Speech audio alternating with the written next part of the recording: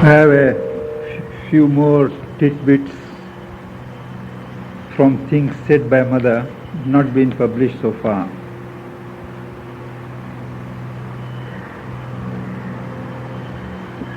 One, told to a worker, it is only the Mahasaraswati aspect that can remain with you. It is she who looks after each detail.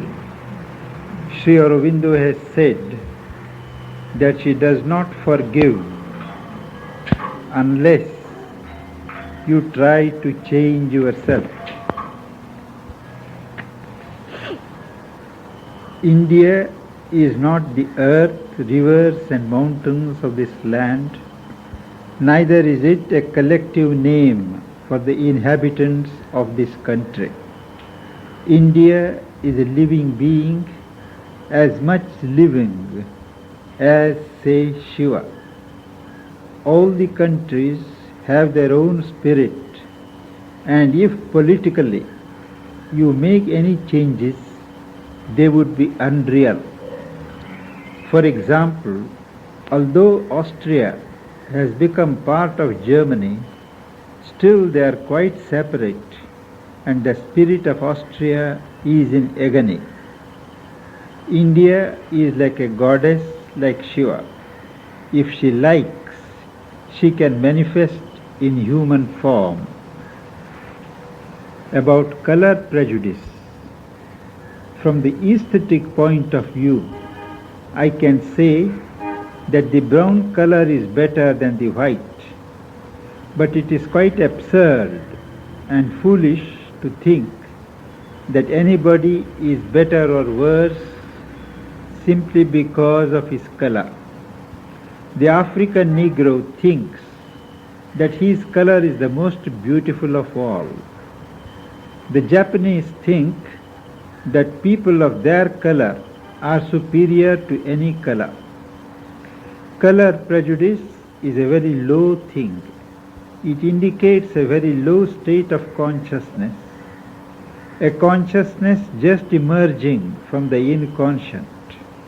It is not an idea, it is not a feeling, it is something still lower than that. When you think in terms of color prejudice, your own psychic laughs at your foolishness. It knows that it has lived in white, brown, yellow, red, black, and all sorts of bodies. When you get this sort of feeling, you bring it before your consciousness and it will disappear.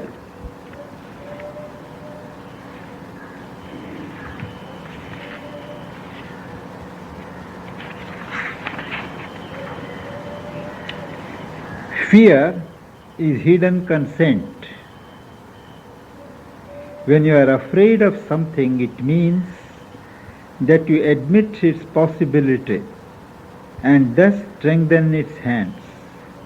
It can be said that it is a subconscious consent. Fear can be overcome in many ways. There is the way of courage, faith, knowledge are some of them.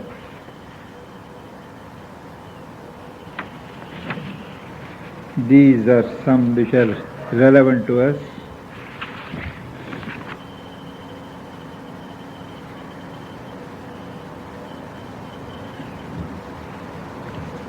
Coming back to our theme, today we consider the instruments of the Spirit. Considering from the point of view of purification,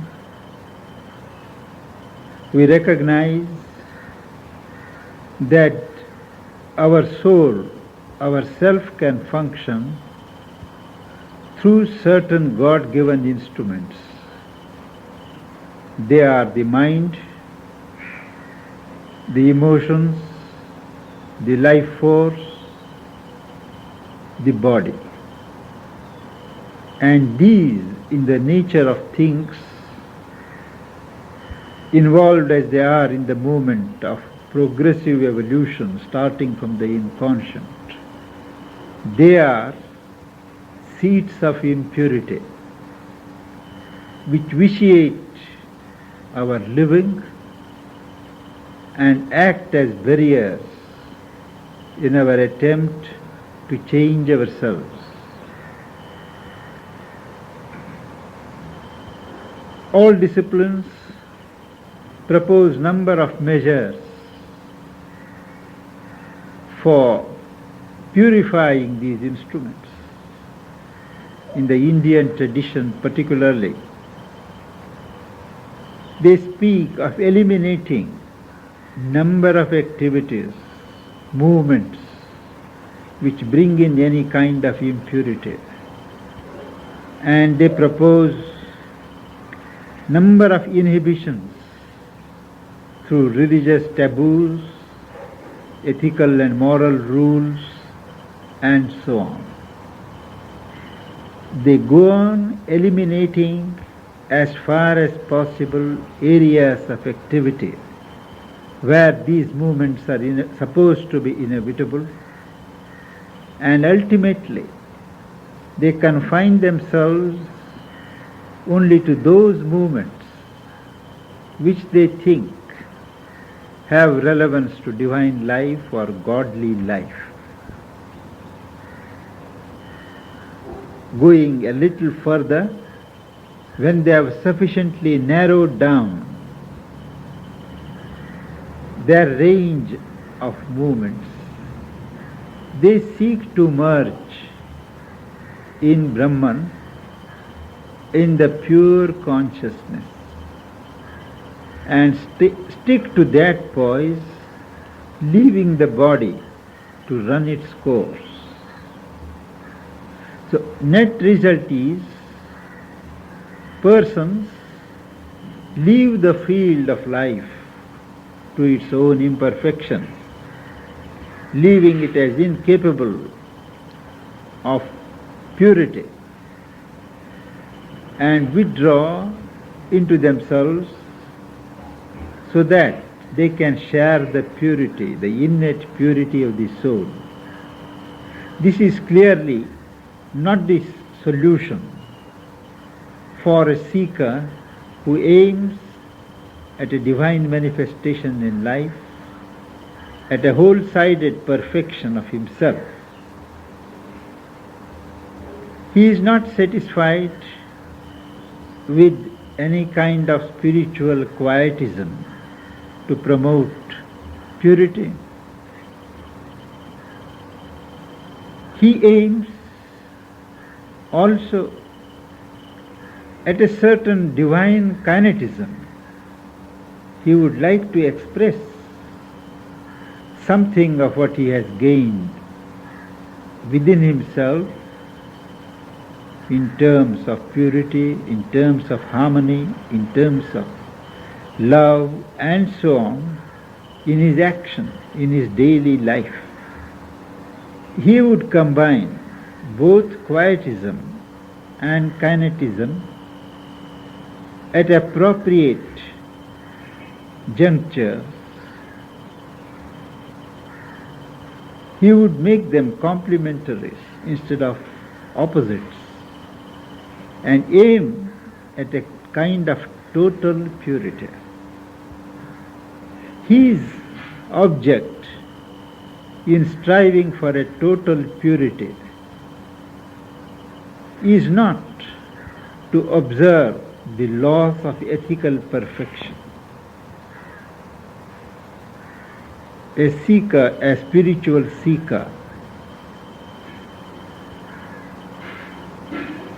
the normal kinds of temptations with which ethical laws and rules deal, the spiritual seeker is not attracted by them normally.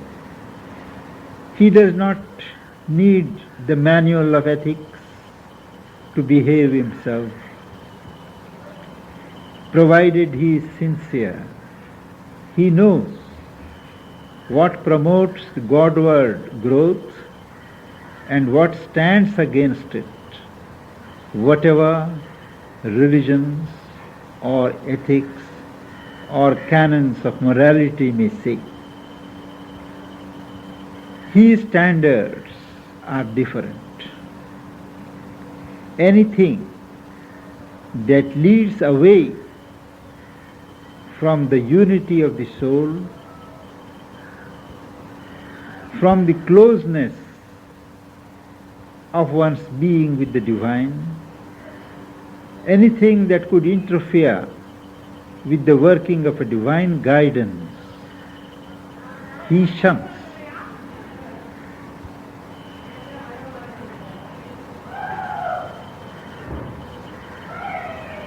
The question may be asked, what is the necessity of perfection at all? Indeed, there would be no necessity for measures of perfection if we were sufficiently pure in our instrumental being. But as things are not that way. There are two kinds of impurity which stick to us right from the beginning. One is the fact that evolution, of which we are products, starts from a base in the inconscient, in nations, unconsciousness. And that shadow goes on vitiating our upward attempts, pulls you constantly down, throws shadows over your being, however high you may reach on your mental peaks. This is an incapacity due to the origin of our evolution in the inconscient. The second is due to the process of our evolution. We have seen that in evolution, one principle after another goes on establishing itself, drawing upon the previous principle already established. And as the edifice comes up from the physical to the life, from the life to the mind, from the mind to the spiritual, we see there is an interconnection, an interdependence between these different formations of evolutionary spirit. The lower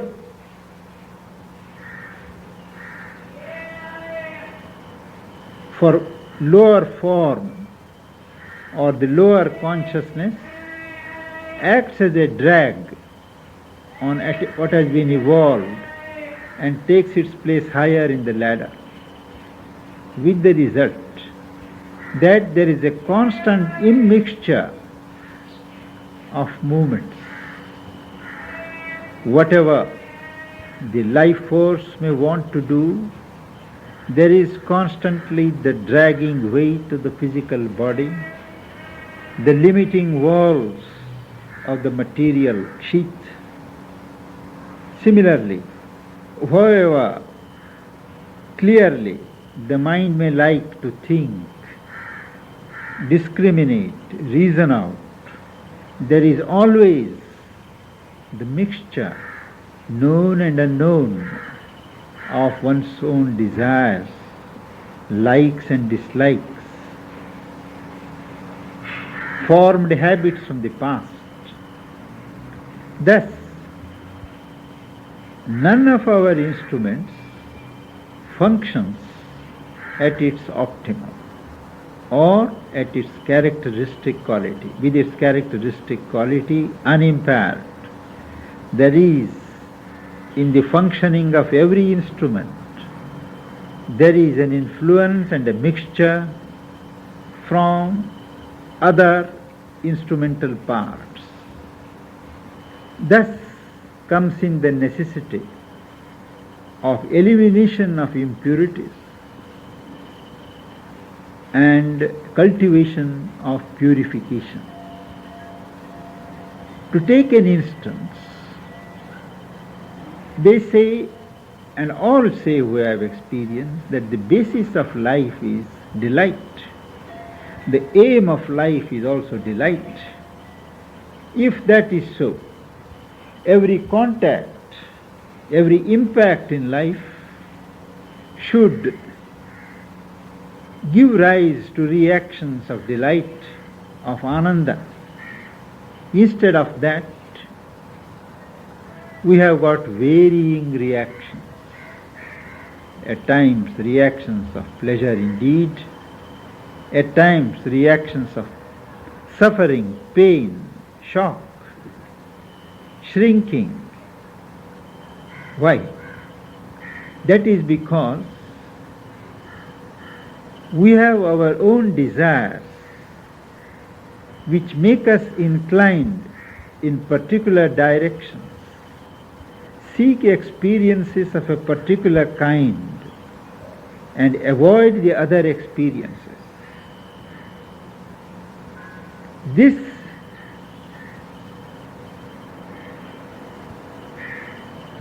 impulsion by desire from below or from within, it vitiates our contacts and receptions from outside, and what should be a constant reaction of delight to the contacts of life is turned into an unpredictable reaction.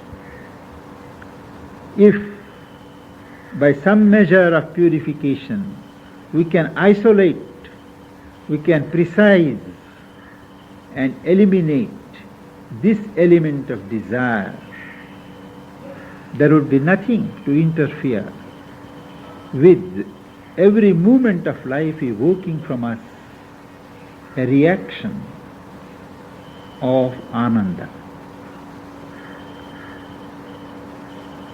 As our instrumental being stands today,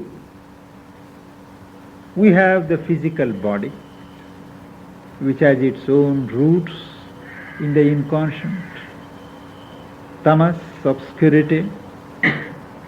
It is enlivened by a life force which imparts its character to the body and in the process takes on something of the grossness of the material body which it activates. There is that realm or region of emotions, what we may call the heart,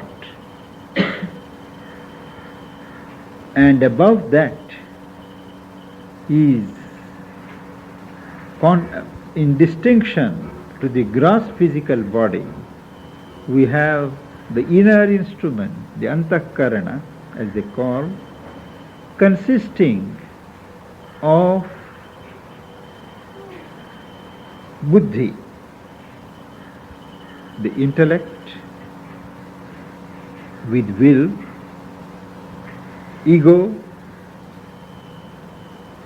reason, the sense mind and the heart. Now all these four are based upon a stuff of consciousness, right from the heart, the sense mind, the intellect and the ego, base themselves on a stuff of consciousness which we call chitta, basic stuff of consciousness. From the activities of this chitta, or the activities thrown up by unpurified chitta, the basic stuff of consciousness, arises what we call the desire soul, the desire being, which is quite different. And in fact, It covers up our true soul, our true being, the psychic being.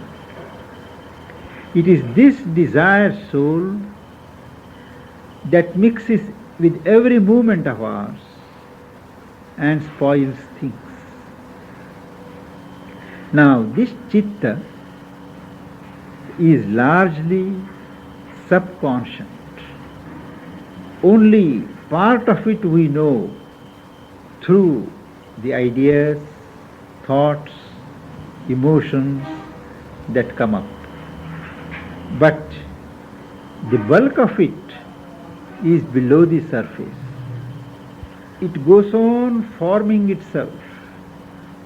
It is not a ready-made stuff. Each thought that we think, each emotion that we feel, they send down a current and they are absorbed and kept in the bank of chitta. And all these impressions remain in our subconscious chitta. They come up at the most inconvenient moments.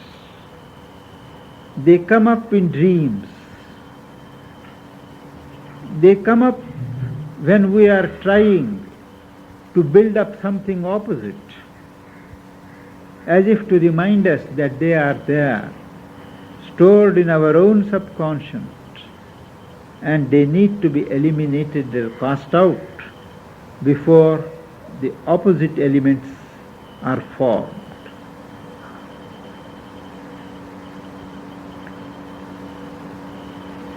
The contents of this subconscious basic stuff are passive and active. Passive when they are simply being received. Active when things come up as a reaction or in response or to a call from the mind for something from the memory to come up. This is the passive and the active content of chitta.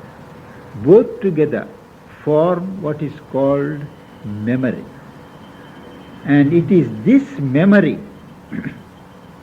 of what all we have been doing in the past, memory of things going on in our environments, a deep memory of what we have done in the past, earlier births, all these together incline our nature in a particular direction. This is what is called forming habits. Our habits are not eternal things. Our habits are products of movements stored in our chitta. Our habits are, in other words, our habits are formed by ourselves. That is why what is formed can be unformed. It can be dissolved. This gives a light direct to the saying that nature cannot change. After all, what is nature?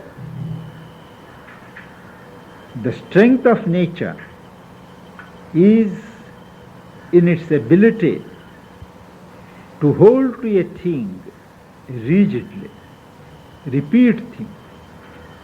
And this comes by the force or by the strength of this memory, this chitta. Similarly, our emotions also rise from the movement of this chitta. Chitta vritti, as Patanjali says.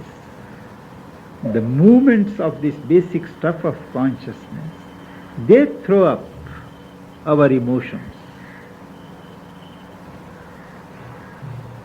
And as I said, the desired soul is a product of all these movements. Desired soul which conceals and covers up the psychic being.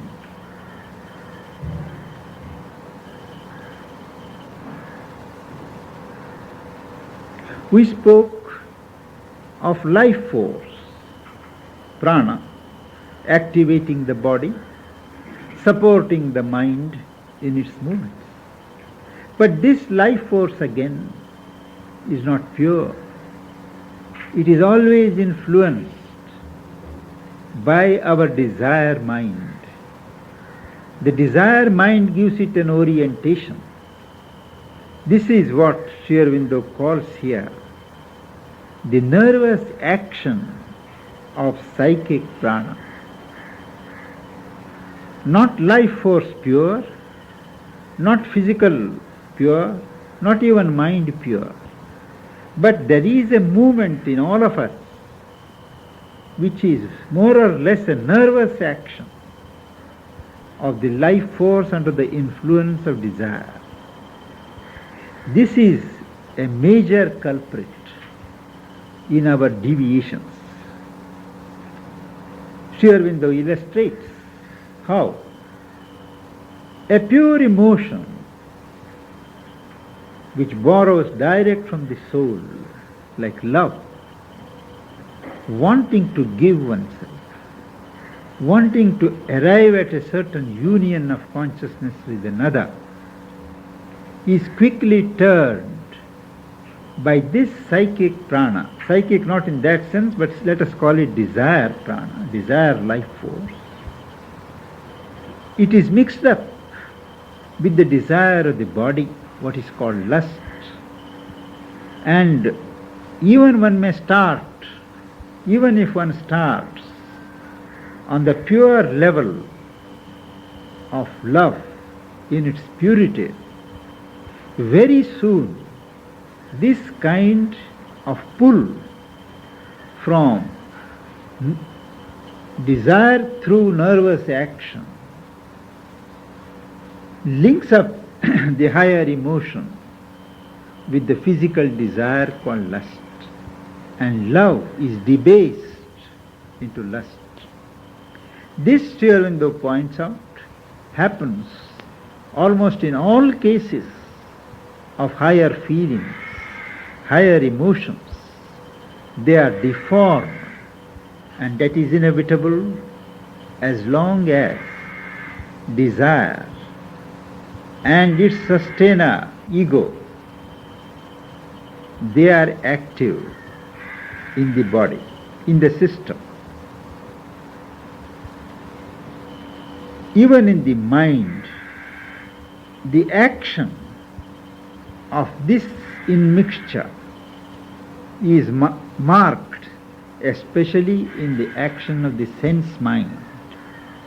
100 things may be there in our front, but our senses, our sense mind through the senses, always rushes to things where its desire draws it, where it is impelled by this desire life force. And ultimately, all these are traced to the activity of chitta, not yet purified, but completely dominated by desire and ego.